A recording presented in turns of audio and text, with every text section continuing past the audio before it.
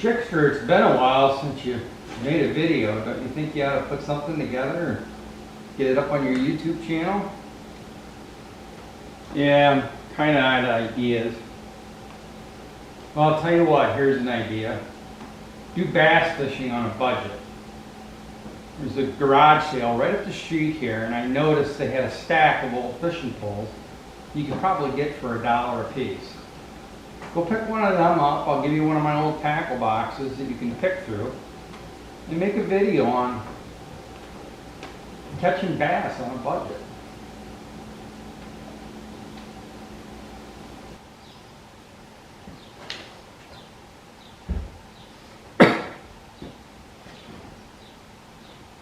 Hi Schick, and welcome to folk. Hi folks. In today's episode with the Schickster, I'm going to show you how to get started in bass fishing on a budget. You don't need a lot of money to get started in bass fishing. You just need some basics. And that's what I will be discussing today. The first thing you will need to get started in bass fishing is a rod and reel combo. But to do it on the cheap, if you keep your eyes peeled, often you can find these at garage sales at a very, very tiny little price. Take, for instance, this. There was a garage sale up the road, and he had a bundle of 3 of them for $5. But I didn't need or want all 3. And I insisted that I just get the one. So he told me that if I just bought the one, it would be $10. Well, I couldn't get my money out of my wallet fast enough. He was trying to pull a fast one on me, but I reeled him in. Hook, line, and sinker. Now this one here, it looks like it comes apart, which makes for easy transportation. But when you get a field to fish, you can easily reassemble the fishing pole like such.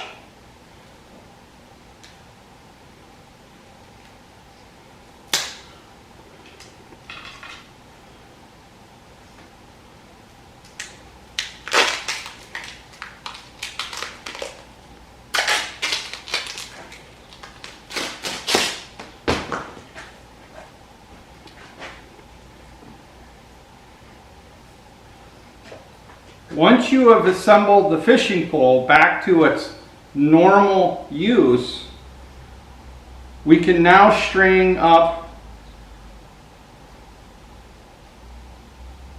the line up and through the holes. Now, one thing I didn't notice while purchasing this pole, even though I did get it at a really good price, is the pushy thing appears to be loose.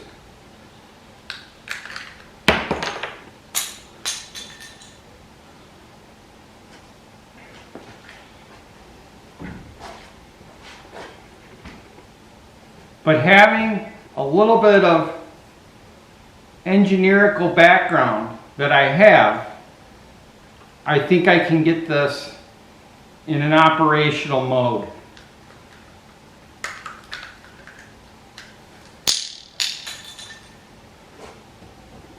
Now that we have the fishing line threaded through the holy things, we will add a weight to the end of the line. This will allow you to cast further out into the water. Now normally,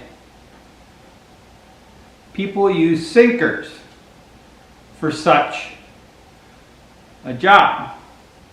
But remember, we're learning how to bass fish on a budget. So instead of going out and buying a sinker or a pack of sinkers, I'm going to use this carriage bolt. Now there are all kinds of specialty knots for tying weights to your rod and reel and line. I like to use what I call the quadruple, triple, double granny.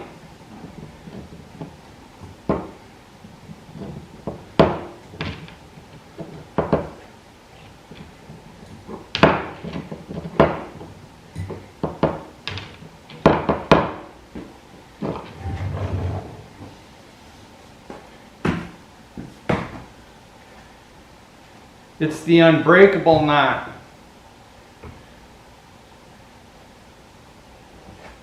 You're also going to need some tackle in a tackle box. And since this is fishing or learning how to bass fish on a budget, many times you can connect with another fisherman who has an old tackle box they no longer use, and if you're fortunate enough, you can get it for free.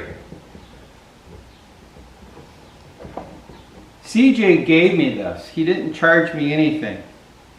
All he said was that I needed to buy him 2 cases of beer every week for a month. But then this thing is mine to keep. It was a good deal.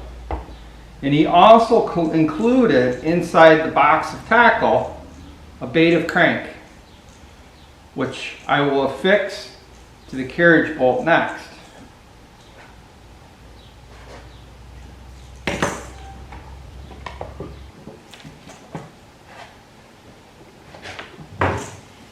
And there you have it. How to get started in bass fishing on a budget.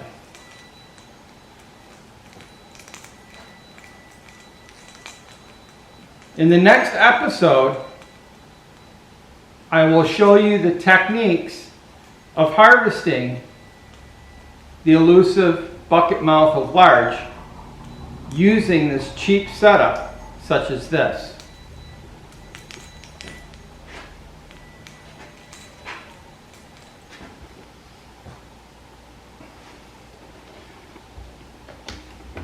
Thanks for joining me here today on Schick Happens. Schick Happens. As I mentioned previously, in the next episode, I will show you how to harvest big bucket mouth. That's slang for largemouth. Using nothing but cheap equipment and getting started in bass fishing with the Schickster.